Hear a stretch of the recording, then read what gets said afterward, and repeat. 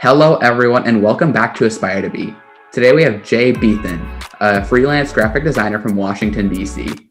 Jay, thank you for coming on the show. Thank you, Logan, for having me. So let's get started. What exactly does a graphic designer do? Well, it varies for probably everyone who says that they're a graphic designer. So for me, at this stage, I'm doing more art direction and kind of managing projects, and but it's a range. So I mean, it's people building websites, people doing logo design, concepting, illustration, collaborating with other creatives and writers and photographers and videographers and all of that. So it's hard to pinpoint it. It's a pretty vast, wide net when you're talking about the design industry, but that's primarily what it is. So how did you get to become in the field that you're in today? Like, what type of education and professional experience do you have that got you to where you are now? Sure. Like, I graduated RHS in 2003, and then I went to Willamette for a couple years, and then I ended up transferring to the Rhode Island School of Design in Providence, also known as RISD. And that's where I started studying graphic design. And then I worked locally in New England for up to 12 years, and then recently relocated to DC. And so in part it's, the design education, but I wouldn't say that that's exclusively what got me here. I think a lot of what influenced my decision had to do with the idea of design thinking and how it impacts communities, and certainly how it can kind of answer some life problems that often usual tools don't often solve. And I think it's a great profession if you're looking for something that's not your typical 9 to 5. Like, if you're more kind of curious about a lot of things, that would be probably a good thing to explore if you're in high school and looking for a career that's that kind of thing. So I don't know if that answered the question, but So what does a typical day look like for you in handling your job and that type of profession? Sure. Well, I start my day like most people probably. I don't know. I wake up, I do some meditation, I read my emails, drink my coffee, and then it kind of depends on what the task of the day is. If I'm starting a new project with a client, there's like a discovery phase. So I'll be kind of researching what their problem is or what they're wanting to kind of tackle, and also interview as many people, whether it be the client or people in their world or their audience who would understand the situation the best. Then from that point, I'll probably create a document that kind of compiles all the stuff that I found, with some thinking around how I would approach the problem.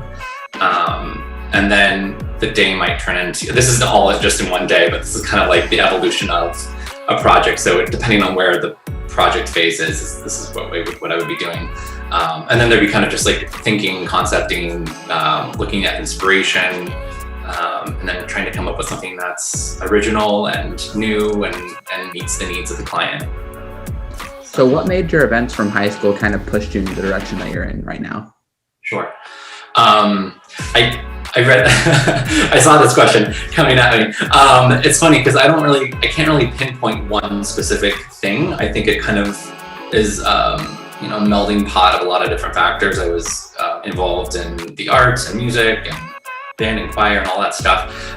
So it's pretty typical that I would get into some kind of career like this, but I think it's also my curiosity of the life sciences and history and literature, psychology, things of that nature that I think they don't live in silos. I think when you kind of go through life, you kind of realize the connections between all these studies.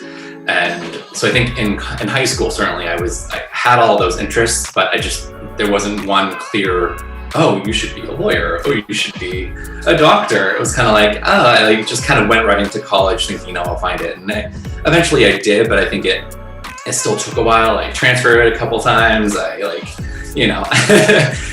not the typical path, but I would say that's probably what got me to where I'm at. Just being curious and allowing that curiosity to still grow past college and into adulthood.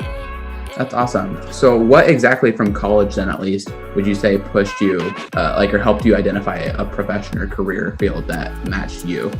Sure. I think, it's one of those things, I think it was probably at Willamette where I was taking some psychology courses. And I think just the notion of kind of understanding our human thought processes and kind of merging that with my passion and some of my talents of kind of doing visual artistic gestures. So I think it was kind of a merger of like, I'm good at this, I like that, and it kind of lent itself to, I guess at that point, thinking more like of marketing and advertising. But when I went to RISD, I definitely became more aware of design thinking and kind of the underlayer of a lot of what those professions kind of end up displaying. And so I think it's one of those things where you, over time, you kind of evolve and the titles change, but you like kind of at the root of it is the same kind of passion or pull, which is like, oh, I want to somehow help community, or I want to help this, and this is the right tool to achieve those outcomes. Is there any advice or thoughts you'd have for someone that might want to follow in your footsteps? Yeah, I mean, I would just say like stay curious. Don't let people tell you like if it's in the arts or music that it's not a valuable success path for you. Like it's there. I think it's often the phrase that parents or people who are out there in the world who say like don't go in the arts, like you're gonna be poor and live on the street. And I think we're in a new age where you look at a lot of these tech companies in the Bay Area or all over the place at this point that have really utilized design tools and design thinking to enhance their companies. So I think it's hard to ignore, and it's certainly become more of a buzzword, design thinking and how it's influencing and impacting structural changes in our workforce. So I think that question or that concern should evolve along with how companies are evolving. Yeah. So if there's one thing you could tell yourself back in high school, what would it be? I would probably tell myself to like just breathe, relax. It's going to be okay. I think I was afraid of failure at that age, and I think kind of wanting to be perfect and follow the typical search or pursuit of success was on my mind at that time. And I think it's okay to fail. It's okay to not know. It's okay to, for fellow peers of yours, if they don't know what they want to be in life, like that's okay. No one's supposed to know. And part of solving that problem and that question for yourself is going to evolve throughout your life. So that is probably what I would tell my young self. All right. Do you have any final thoughts for anyone that might be watching this?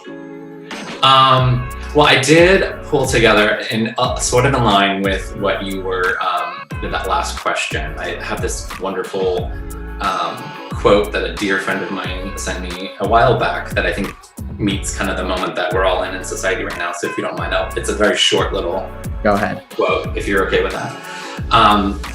It's by Raina Maria Rilke. And so it says, have patience with everything unresolved in your heart and try to love the questions themselves. The point is to live everything. Live the questions now. Perhaps then you will gradually, without even noticing it, live your way into the answer. And I think what is so beautiful about that is like, be bold and embrace the unknown in your life. You'll be uncomfortable, you'll face struggle, but be okay with that and try to find ways of still finding joy even in that struggle. So yeah, that's what I'd probably leave you with. All right. Thank you so much for meeting with me. This has been a great interview, and I'm sure it'll be a great resource for everyone else watching. Cool. And good luck to you. Thank you so much.